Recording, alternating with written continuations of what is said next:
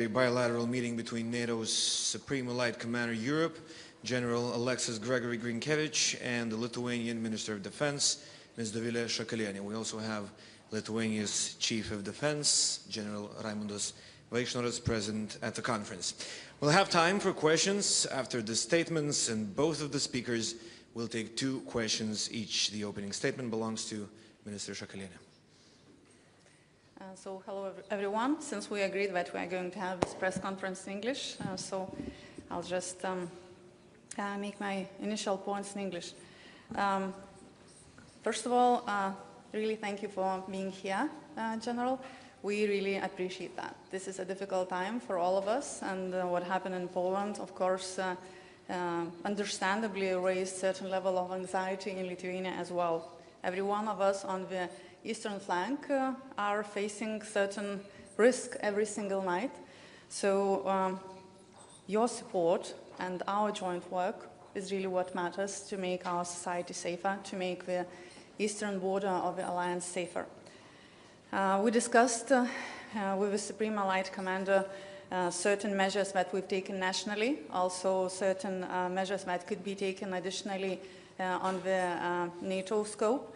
And also, of course, we discussed a bit the force posture of United States troops, because that is something that we all are very much concerned about. So regarding national measures, just to remind what we've done from our side, because homework is also what matters, and what we need to do first of all before asking anything of anyone else. So we significantly shortened decision-making and authorized military to intercept and neutralize targets, and prepared our legislation that could enable safe conduct of NATO forces in the sky without any fear to damage civilian objects in the yet peacetime.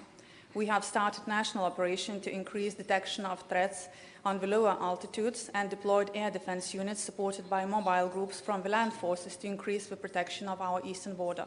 And we worked on the additional procurement package to increase capabilities to detect and intercept drones, which will amount to additional €500 million. Regarding air defense, we discussed about perception shift from air policing to air defense.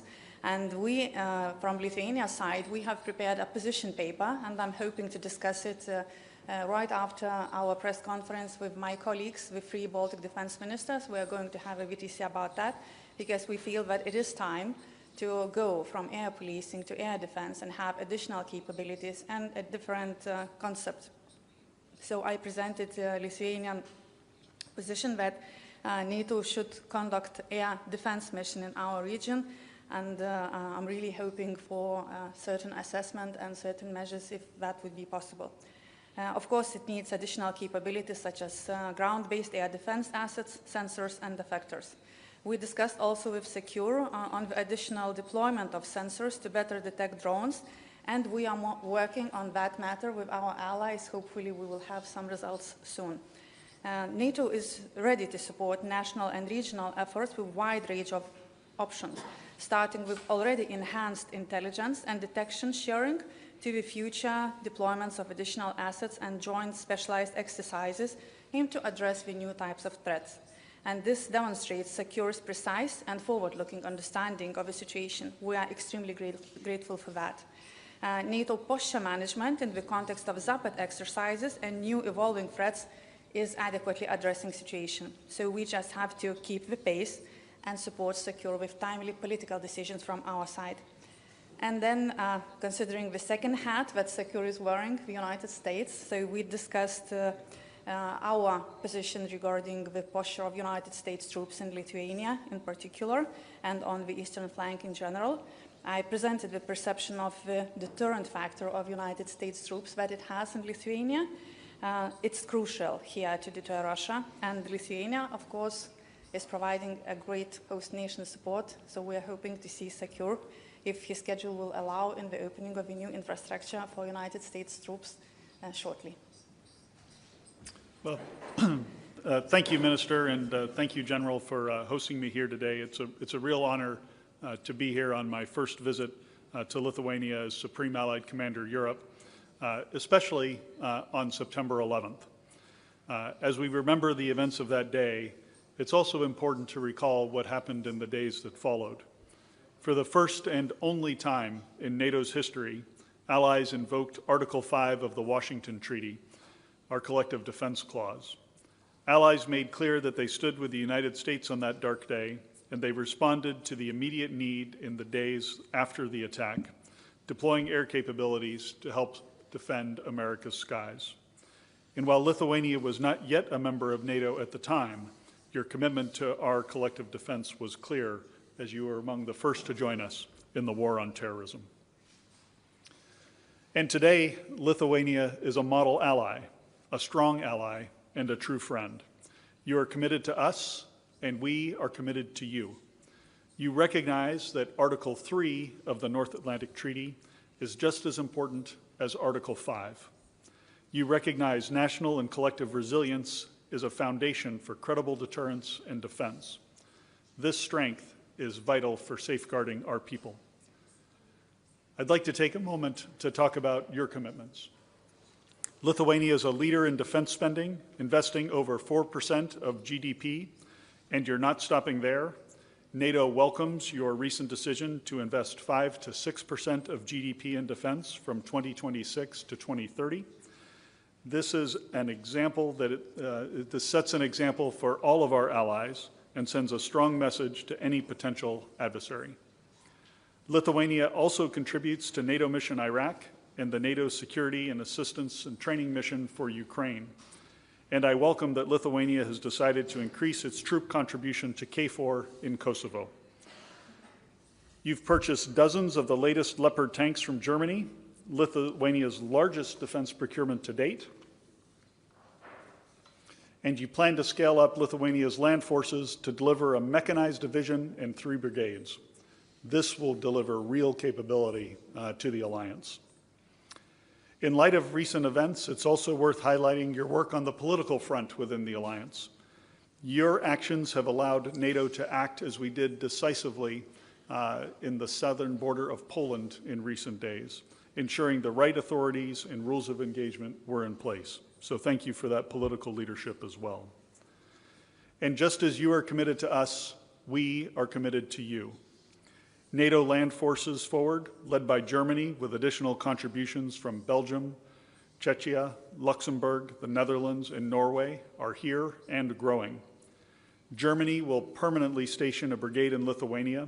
This is a major step to strengthen our deterrence and defense on the eastern flank of the alliance.